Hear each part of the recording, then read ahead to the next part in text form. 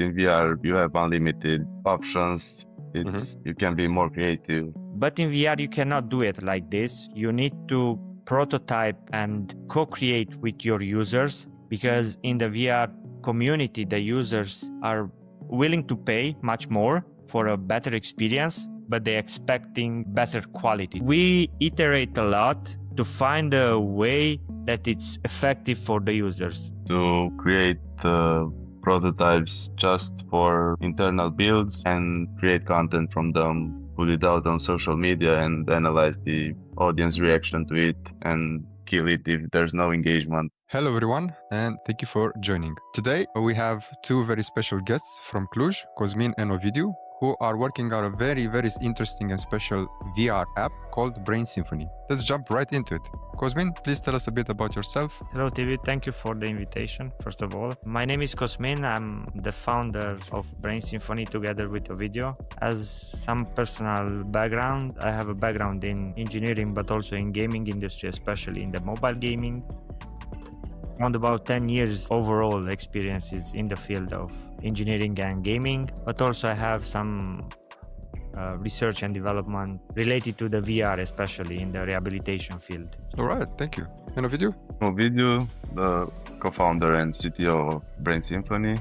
I have a background in the gaming industry, especially mobile gaming. I worked on some big titles in the simulation genre. I also covered hyper-casual games in the past and much more.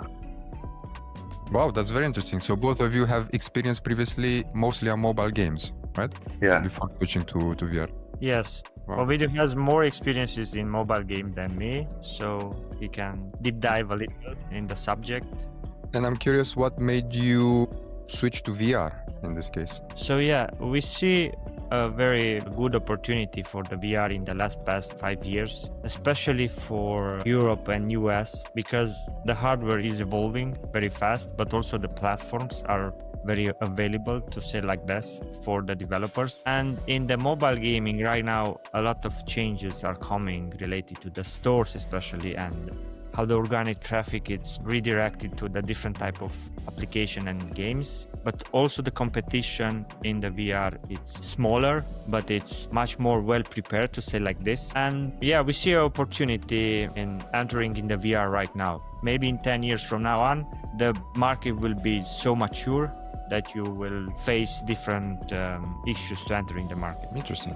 Ovidiu, anything from your side? Yeah, from the technical perspective, there's some challenges. It resembles a bit the mobile gaming part because the platform is standalone and have the same processors, similar processors, but you need to manage the resources more efficiently in this platform. So there is a lot of challenges there as well. Which one do you find more interesting, mobile or VR?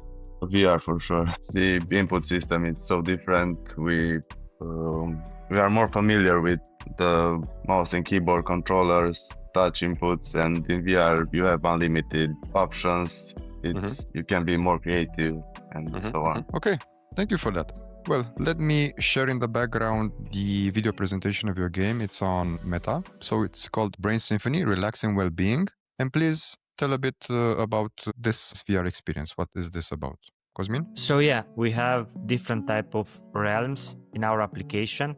Like you see in this image, basically you have the creative realms. You have also the different type of exercises that help you to regulate your state, your inner state, like breathing exercises. But also we have in guided meditation, where we have in guided meditation with voices in different type of environments. You can be on a beach, you can be in a cabin, you can be in space or other environments. So basically here, the core of the application is designed to prevent the stress, not to treat the stress or anxiety or depression. Basically, we want to immerse people and through the gamification, to reduce and prevent the stress. Also, the application itself will be related to the games and games principles. We want to try to bring as much as possible from the experience in a way that it's fun and it's not so static and it's not so boring just to stay and listen and not do anything. So the major challenge was how to design an app that will be consumed by the user and will have effect on their state. We iterate here with our ideas because in mobile gaming, you have a game design document and you specify there what do you want to do and you start working. In the past, we were working on games 2 or 3 years, and after that we released the game and everything was working and we're having a lot of users and so on. But in VR, you cannot do it like this. You need to prototype and co-create with your users, because in the VR community, the users are, much more criticize everything. So our users also, they are willing to pay much more for a better experience, but they're expecting better quality, to say like this. So we iterate a lot to find a way that it's effective for the users. After, I think, 3 or 4 months after our first release, we discover a lot of things that are not very well perceived by the VR users. Maybe they don't like the user interface, the music, the loading. For example, for us, loading between scenes, it's really important. Why? Because in the loading, I give you an example. If you are a PC gamer, in the loading, you have time to, drink water or eat a chips or do something. But it's a natural breakpoint. Yes, it's a breakpoint. But in VR, you don't have these breakpoints because you have the VR on your head, and the transition needs to be different, needs to be smooth. Also, the loading, first time loading, to say like this, can break the overall experience for a user. If you break the immersion, user will leave the application and you will lose that user. So for us, the designing the application and the user journey and the user experience was the hardest challenge. Also, as Ovidiu mentioned before, other challenges like performance. Here you need to keep the application up running at 17 FPS. Traditionally on mobile, you keep it 30, 35 and so on. So basically, this is the overall core of the application. The application will be split in 2 parts. We address 2 business models. One, it's business to customer, that it's addressed for the VR consumers that already have a VR headset, especially right now, or Meta Quest. And the second business model is especially for company that they are not having the VR, and we are going with fleet in their companies, and we make well-being programs on site.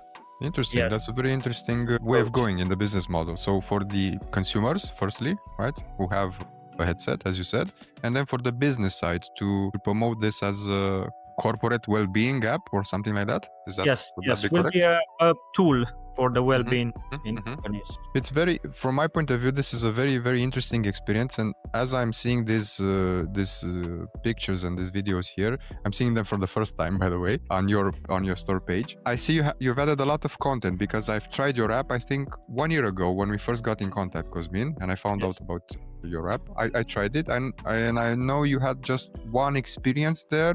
It was with a tree in the middle of a pond, something like that, and you needed to walk around and explore. It was very, very chilling and very, very relaxing experience. Now I see you added many worlds, much more content, and it's much more alive, I would say, and you have a lot of stuff to do here in these realms that we're seeing now. And why did you wanted to do an VR experience in the well-being or relaxation area, not just a VR game, for example, of entertainment? It's a good question.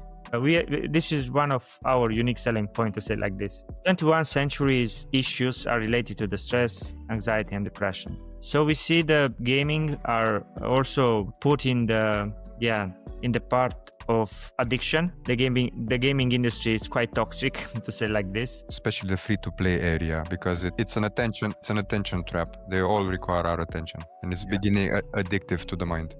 Also, it's pushing a lot of ads, free-to-play games. In order to make revenue, they need to do something. So they choose ads because it's much easier to get users. If you don't have ads, you will have in-app purchases or subscription, but there, you need to target different type of users, and it's really different.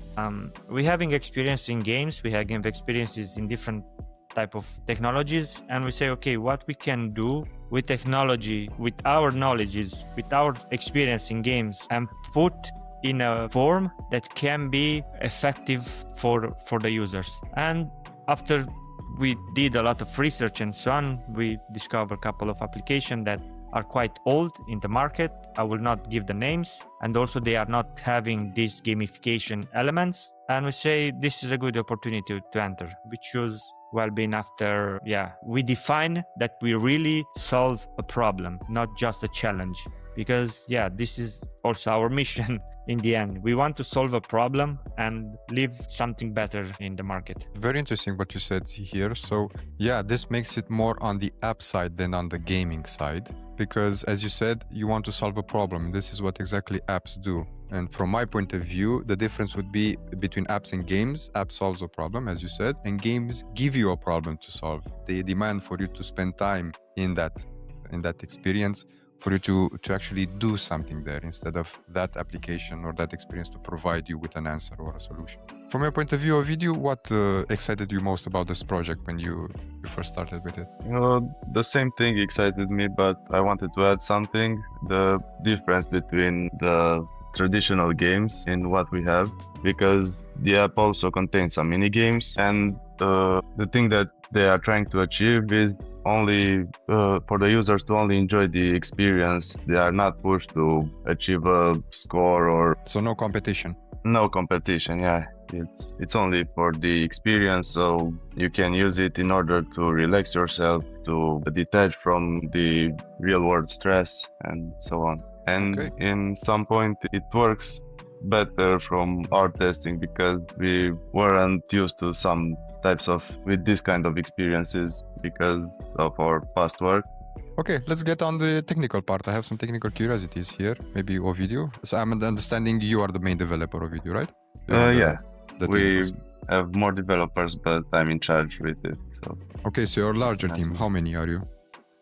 Right now we are 2 developers. 2 developers, okay. So on what platforms are you going to launch? Because your game now is available, but it's in early access, right? It's not officially launched. First, we prepare to fully launch on Meta Horizon.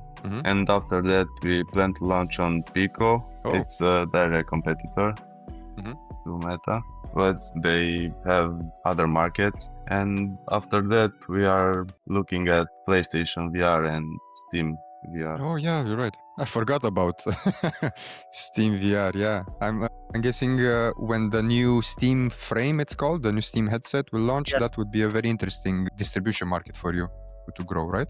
Yeah, also for other games that are on PC dedicated and can switch to the VR. Just to understand the market, Meta owns around about 17% of the VR market and is distributed around about 70% in US, then Canada, Europe, and around about 8% in Japan have market size. After that, it's Pico, that it's Chinese marketing, and PlayStation VR that pushed the VR around about 4 or 5 years, and Steam that it's coming with the new Steam frame. Let's see what it's happening, but the market is much bigger also on the business to business. A lot of companies, they own VR fleets, and they are distribution to these companies are on different type of platforms that are enterprise platforms, because they cannot buy licenses or in-app purchases directly through the store. They go to a different platform or third-party platform where they can access a pool of application and libraries. The main issue here is that Meta was trying, just to give you an insight on this topic, because a lot of people are speaking about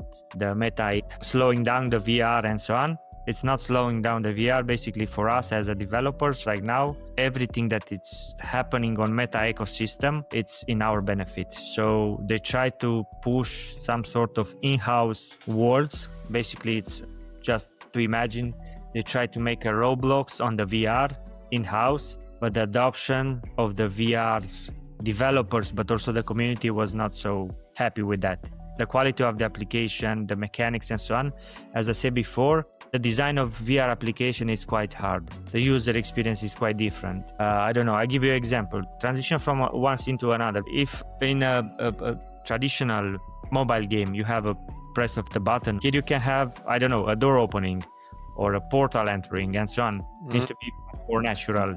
And you need to think about also the interaction with the environment. You can have 3D buttons, different type of interaction that is natural. So yeah, the overall ecosystem is like this. To summarize a little, the Meta has, I said, 70% of the market. Then it's Pico, PlayStation VR, Steam. Also, our enterprise platform like Vario, that they are dedicated just for enterprise. You want to publish on all these platforms? That's your plan? As Ovidiu mentioned, we want to publish on, especially on Pico.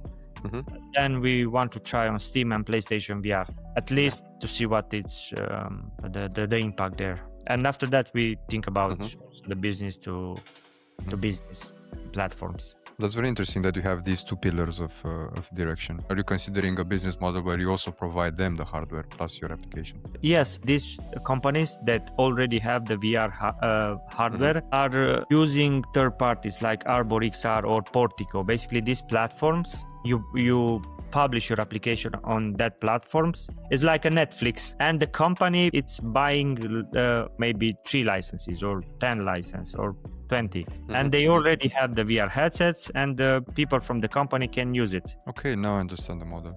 All right, very interesting. We want to have a different approach. We want to go with our VR fleet, with our VR hardware in the company, and make on-site with our infrastructure. So they would rent from you or buy from you the hardware plus the experience? So they will pay the session. Will pay a session for 1 day for an amount of people. It's like organizing a gaming night inside the company, but it's not gaming, it's a well-being program. Yeah, I understand. It would be a corporate perk for employees. And did you manage to do this already? Yes, we already organized. Also this month we're having our first workshop that was paid, to say like this. Congrats.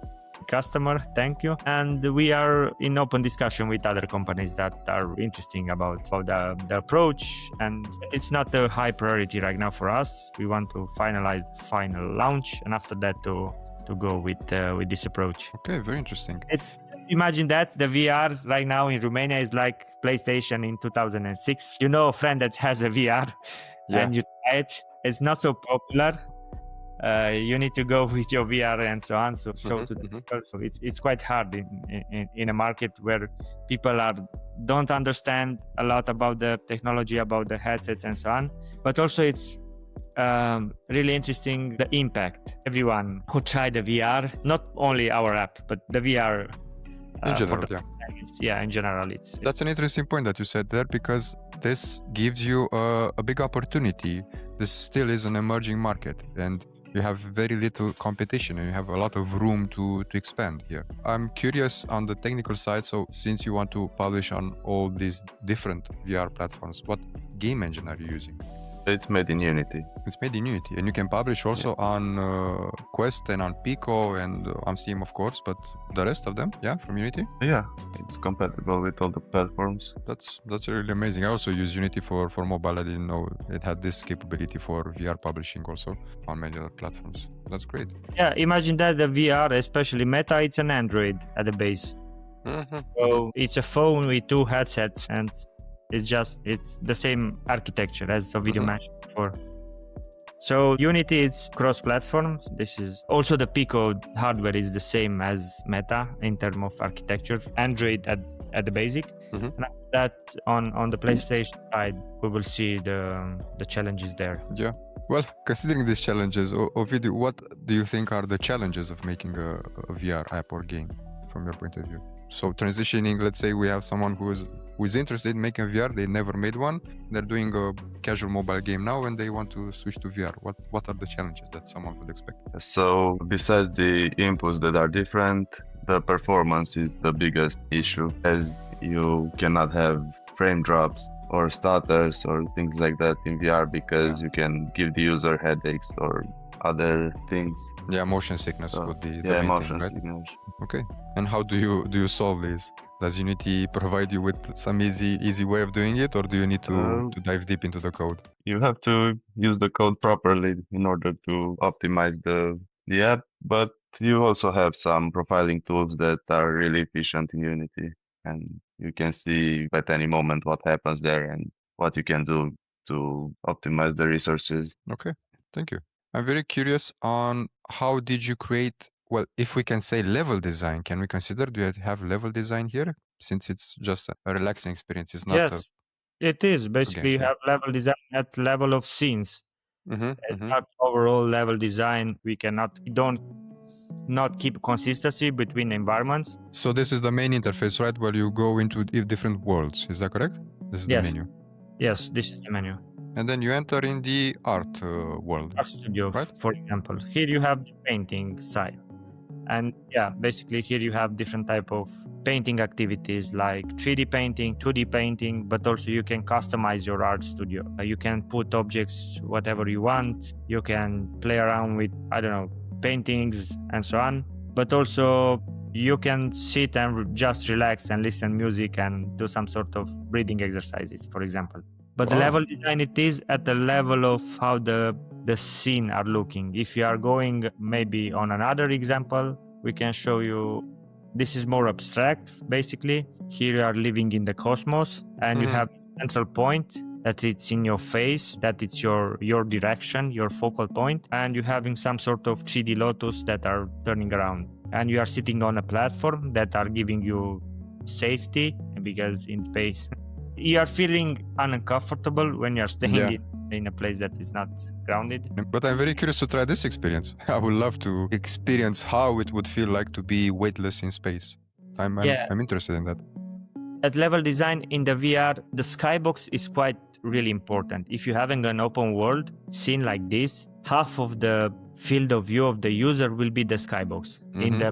In the scene Yeah. where everything is closed, as you see before in the art studio, basically you don't have skybox. The scene is closed, and the impact is on Yeah, it. it's a room, which is quite a beautiful room, I would say. I really like, and also the lighting, it makes it look really natural. But here you have this skybox here that mimics a nebula. Exactly. It's quite important because imagine that users, especially on 3D objects that can be grabbed in the hand, people are seeing your assets, look into them.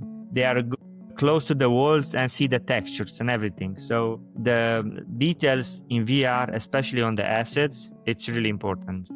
I would say also for the overall challenge and performance, the quality of the assets in order to have this performance quite important. How did you validate the core idea early on? When did you knew that this would actually be worth investing your time and money in this? Yeah, so we did a marketing campaign where we bring some users from Reddit and other platforms, some beta testers, and we collected the data, the feedback from them, and we analyzed it, and it looked good, so we continued with the project. And what type of data did you gather? Analytics, metrics inside the platform, Yeah, or did you have open form feedback questions and stuff like that? analytics and also open discussion with them Mhm. on our Discord server. Okay. And the general feedback, what did they say? That they enjoyed this type of experience? Yeah, they enjoyed and also provided us with some valuable information with how we need to polish the experiences and what to look for when developing it further. So you first had a prototype, did a paid marketing campaign to gather some users, is that correct? Or natural organic posting on usage already? We tried both, but Both.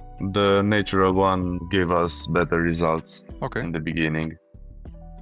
Then you brought in some users to try it out and you've gathered some feedback. And then you said, okay, let's do this. Okay. Are you working in a startup manner? Do you have your own funding? Are you working on this full time, or is this like more of a side project for you? We started as a side project, but from November, I think, or October, we are both full time in it. So it's a bootstrapped startup. So your own funding in Yeah. this. Okay. Good luck. Thanks. And when do you plan to officially launch? So it's not a fixed date yet, but around in 1 or 2 months after we polish it and finish with the onboarding and stuff and build some KPIs, we start to prepare the launch campaigns, and then it should be ready. Good luck with that. For how long have you been making this application? I think it started a year and some months ago, but at the beginning we only tested the waters. Okay. And did you found out who is your main audience? Yeah, it's targeted at an adult audience, 25 plus years old in general. We have users from 20 to 60 years Wow. old. Yeah. Yeah. I'm guessing people that want to relax after their job, their work, right? Yes. That's the main idea. So not kids, but people that are actually working Oh. in stressful situation that want a break, right? Kids are in Gorilla Tag, UG, and Yeah. other multiplayer games. Yeah. They are welcome to join in our application, but our target audience is 25 plus years. Mature. Yeah, it makes sense. Yeah, makes sense. And I'm guessing people interested in this meditation, yoga, well-being area would be also an intersection, right? Yes, but we want to make it available also and bring new people in the field. Right now we are testing also the sport part with different type of activities. Will be a module that will be more related to the fitness lovers. So you can do exercises inside the application. That's it. Yeah. Yes, it's not do some sort of movements, to say like this, movements that are improving the overall brain activity and the state, your inner state. So the fitness side in the VR ecosystem, a lot of years was dominated this genre on VR, especially Beat Saber was one of the most played games. You're right. I don't view it as a fitness app, but you're right. It is a workout. Yes. And if you play Beat Saber, you will feel energized. You will feel much better. Very interesting. And how many users do you have now? So around about 10,000, and we having around about 50, 60 daily new active users, only organic, without any kind of paid traffic. Yeah, that's amazing. That was what I was going to ask. How are you promoting yourself? So it's all organic. That's good traction so far. It's good traction, yes. And we started also have some good traction also on socials, but we plan to have also a couple of activities with influencers, with press, and bring much more users in our application when we will fully launch. I'm guessing more on the Western side markets, right? Right now the distribution is like this: 60% of our users are from US, 6 or 7% are from Canada, and then it's split UK, French, and Germany. Around about 80% of the distribution it's US, Canada, and western of Europe. It's related to the VR ecosystem where Meta is selling the VR. Exactly. And this is very, very interesting for us. And we are entering in maybe in another topic, but it's related to your question, related to the mobile games. So entering in the VR market, especially on Meta, you will have access to the tier 1 users from day one. You have already users that are willing to pay. They already have the credit card inserted in the application and so on. So yeah, they are users from tier 1, and this is really important because tier 1 users also on mobile are expensive, and the competition from on that side is quite. And you must do ads there to get them. Organic is almost impossible. You will pay a lot of money for tier 1 users that you need to calculate based on that LTV and so on. Yeah, that's a smart approach. Now it makes much more sense now why you transitioned from mobile to we don't need to we can have less users and make much more money than have more users. On mobile games you need to have volume, especially on free-to-play games, in order to make money from the ads. Here you need to have small amount of users, but quality of them it's much different and it's higher. Exactly. Do you make money from this app? It's early access, it's free to play at the moment, free to install, let's say like this, but you have in-app purchases. How is the monetization structure? You have a subscription. You can choose between a monthly or a yearly one, or you can purchase the app lifetime. There's a one-time purchase. But after I install it, not before? Yeah, after. So now when I install the app, do I get any experience? Yeah, you have access for some experiences, but there are premium ones that need the subscription. So you went with both, either pay for the whole application, the whole experience, or as a subscription. I'm guessing it's cheaper, right, with the subscription, but it's for a period of time.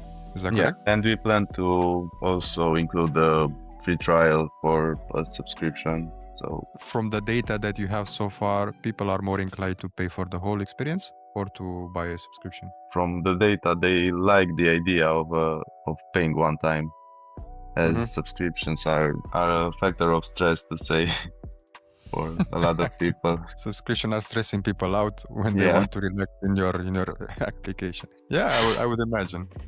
Yeah, when you open your phone and you have a notification for your Netflix payment or and you didn't watch anything that month, it's frustrating. Yeah, I understand. Yeah. This is also something that I'm considering for my own projects. So this month I launched together with my team our own mobile game. It's called Fraggy Go. At the moment it's on Play Store for Google. It's a free-to-play mobile game. And now I'm hitting the reality of user acquisition and nobody installs your game organically and all that stuff. And yeah, it's a lesson that I wanted to have. I've read about it, but now I'm faced with this reality. And I'm thinking for my next projects, maybe to start with a Steam game, because I'm more interested on the premium side. You will face different type of I know.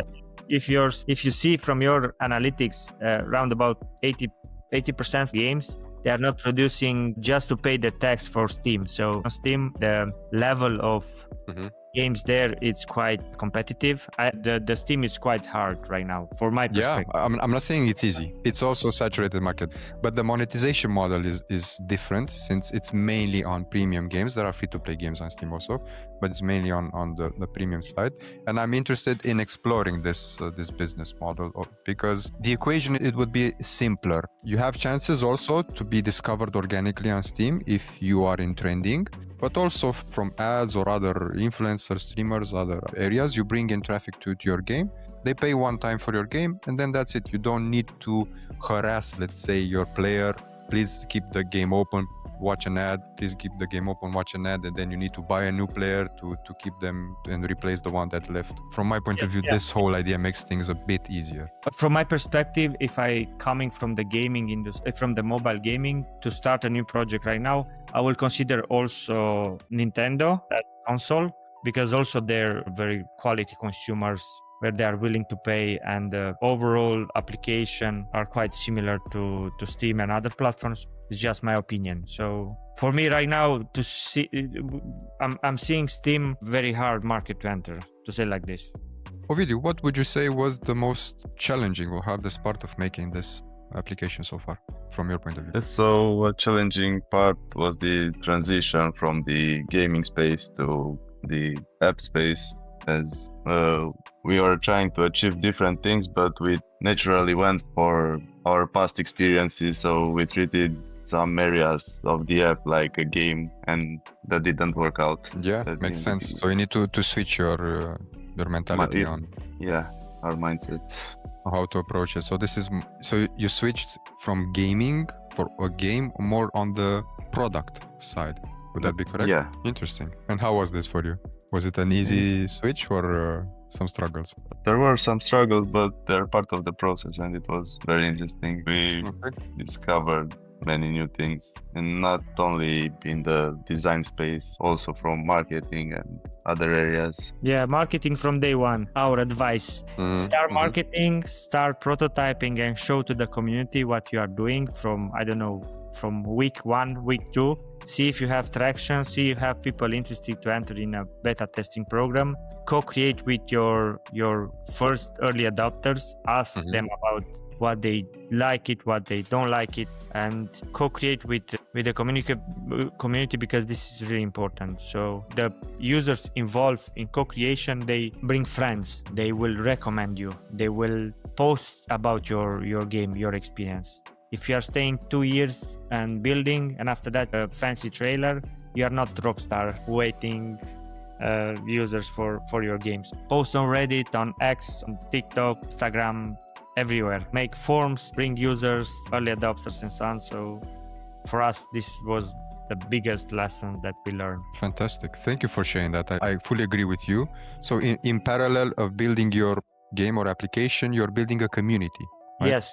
And the community informs how to build the game, what shape the experience should have. Ask them, make a feature and ask the community, how do you see this? Do you want to try this? Do you want to give a feedback? And they will give you another perspective. So we discover something. We design a mini game, as Ovidiu said, and we design it to be played with one hand. And after that, the users playing, and they're playing with two hands. And we discovered that it's what they like it. So we keep it as it is.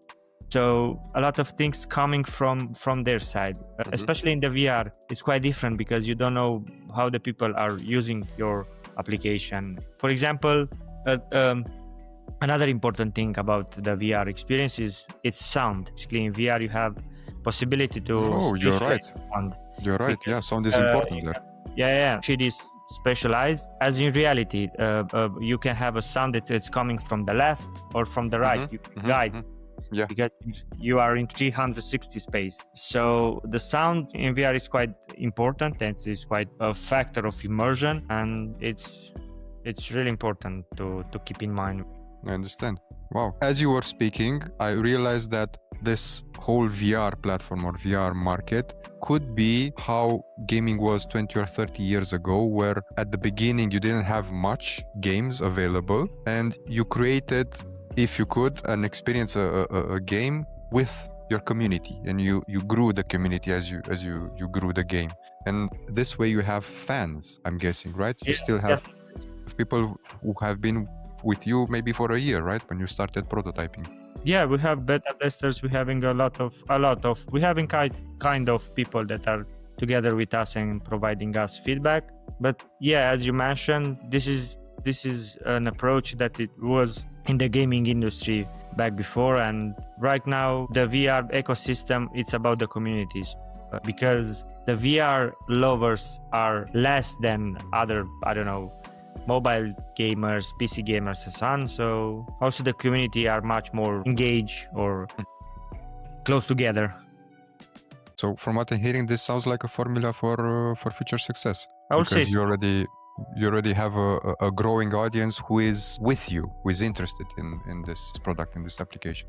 They also want for you to succeed with it. Yes. Yeah. And we want to expand also. After we finish this project, we want to start other projects, other games related to the VR, not only apps, but also games. We want to go also on the multiplayer side because we're having also experience there. Oh, wow. Interesting. Multiplayer on VR. Yeah, the most of the application on VR that are successfully basically are multiplayer. Like, I don't know, Gorilla Tag, UG, VR Chat, and so on. People are making friends there, are enjoying, staying together, playing around, and so on. So your plans of expanding in the future would be to move to a multiplayer VR experience? Yes. This will be a new direction, not only. But the multiplayer is giving you much more space to grow organically from user to user. So basically imagine that, creating a multiplayer game, and you create a feature where they can create clans. So clans of TB, clans of Cosmin, and they bring friends together and they go and compete with other clans and so on. So it's like a social gathering. Exactly. Yeah, and this brings in more users and more users. Yeah, this is a formula for success. Interesting. Also, in multiplayer, the free players can create things such as creator programs where users are incentivized to post on social media about your app, and you can give them some prizes inside the game, and that's how you can grow your community better. That's also a good approach that I've seen in successful games right now. These multiplayer games are differently because they are not only about the game, it's about the community. So I have a good example. When I was working with Ovidiu on a game studio, a friend of us, they meet in a multiplayer game, and after that was recommended to work with us. So they create a relationship of friendship and keep that also after. I think this was a key element that the original MMO games benefited from, and how they grew. I'm thinking of World of Warcraft now, which for me would be the first major one, because a lot of friends gathered there, or people who gathered there became friends later on. I've read a lot of stories where people got married after getting to know each other in WoW. Yeah. This is old approach, but the building a multiplayer game, especially on the infrastructure and the coast, it's not so easy. You will face a lot other problems like compensation. If it's competitive, you need to have, I don't know, the other distribution architecture and so on, cheating system. Yeah, it's different, the approach, economy and so on. The people are cheating in multiplayer games and they can break the things. The overall cost to make a multiplayer game is much higher because you need to pay servers, Photon or Unity or but you need to see your direction and the business model that it's fit to your direction and your vision. Can you give me an example on how someone could cheat in a VR game? Because I'm not aware of that. They can cheat in same way, so you can hack your currency and buy premium stuff or things like this. So they have access to the file system of the game, and then they modify those files? If the security is not there, that can happen. So also mobile, TB, check your game on Force APK. There are people that download your APK file, decompile, and after that upload the game on a platform. If you don't have economy on the server side, they can cheat very easily. They can decompile. If you don't have any kind of obfuscation or something like this as a first rule, you will see, just Google it, Force APK, and you'll find a lot of games and application there that are hacked. In the multiplayer side, it's much more complex because you are redirecting everything through the server side, but as Ovidiu mentioned before, it's not so hard. And considering this, that you have this intention of going in a multiplayer VR game or experience in the future, what would you change if you're starting now today from scratch with this new VR app, considering you already have this experience with Brain Symphony? Ovidiu?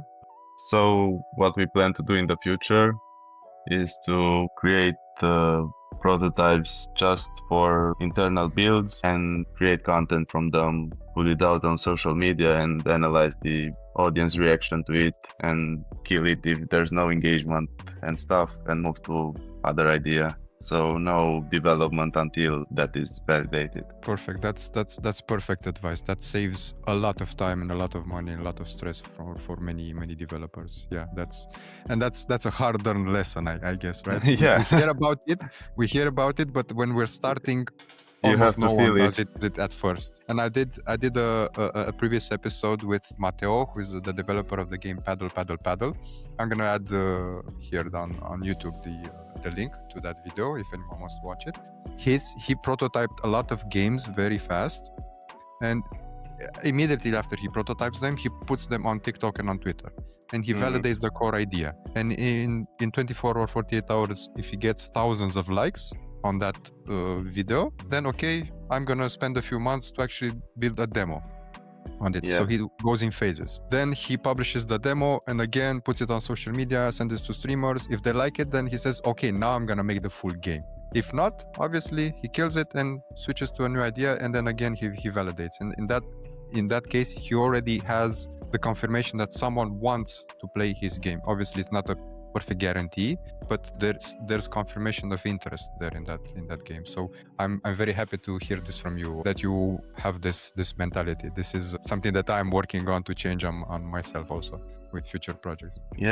For the first project, it's better to take it from zero and go to the full launch to accommodate with all the ecosystem and what it means to actually publish a full project. But after that, it's better to take this approach to keep your resources intact, as it's better to listen to others that felt it with their bank accounts. Yeah, also if you get attached to emotional to a game, you will feel very effective because I'm guilty of that. For the gaming industry is toxic. You will receive a lot of bad reviews, you'll receive bad negativity and so on. You need to deal with that. You need to be resilient and don't attach to emotional, because you cannot make a game for everyone.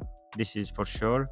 And prototyping and validating to what the people like, it's quite mandatory to select this in order to have success.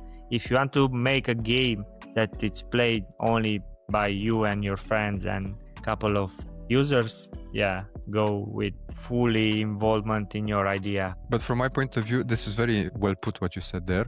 I think that there should be a balance, right? Making a game for others to play. Not for everyone, but for others to play. Because you have to take different decisions if you're making the game just for yourself, just for you to like it. And if you go about it this way, okay, I'm making a great game that I enjoy it, then you put it out, there are a lot of chances that very few people will actually enjoy it. You can win the lottery, but there are very, very few chances. There's a balance where you need to make decisions that the game is fun for someone else other than yourself.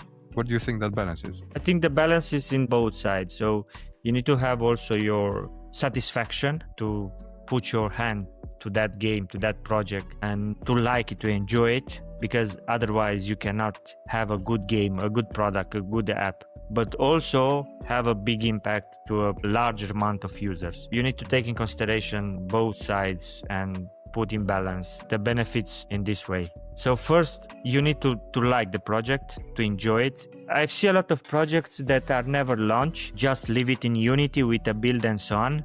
I see a lot of indie devs that cannot have the fully commitment to finalize the project. So it's really, really important if it's your first project, the second project, especially for the first project. The first rule is just launch. It's Exactly. launch because this will give you discipline to finalize the project.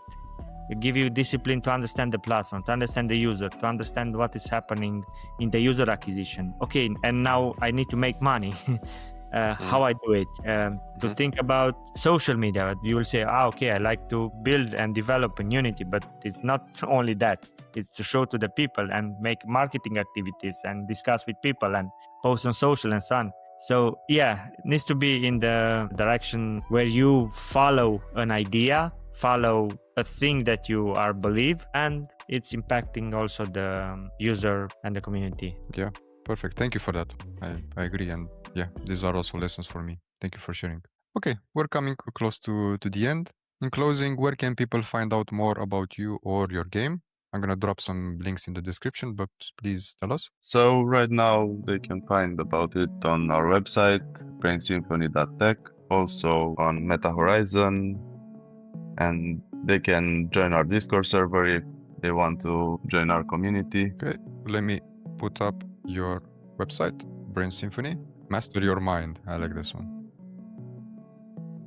And here you have the links for the meta. Okay, Yeah. Thank you.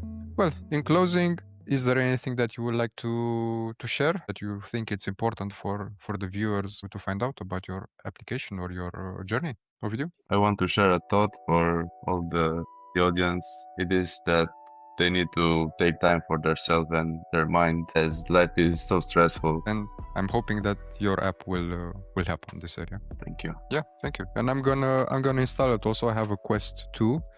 I haven't plugged it in quite a long time. I need to charge it. I'm mostly playing Beat Saber on it, but I'm very, very curious to try your experience now, a year later or almost, since I tried it first, because I see a lot of content and a lot of improvements here. I really like the visuals and the worlds that you created, and I'm really curious to try it out myself. Thank you. Yeah.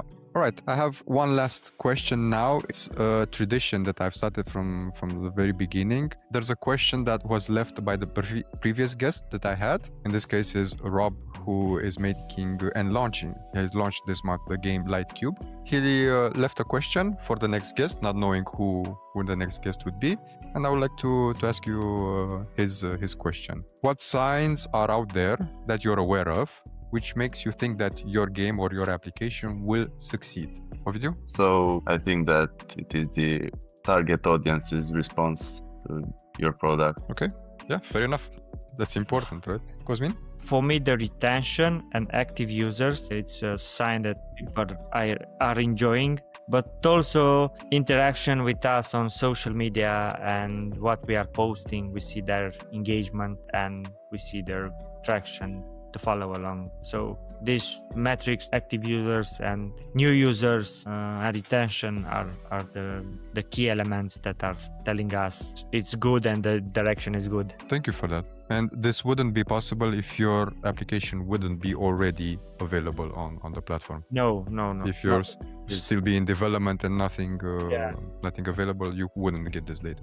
Yeah, you can have pre-orders, you coming soon or early access. Pre-orders basically can reach a couple of people that can be engaged in a way that see the application, they will willing to pay less in the pre-order side to receive more when the full launch it's made. Early access is giving you two options. First, visibility, and the second, exposure.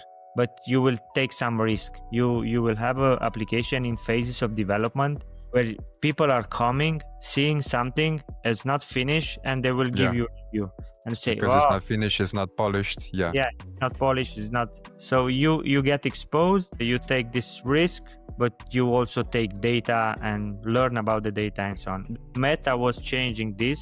In the past was App Lab or SideQuest that was giving you the possibility to post but was not visible in the store.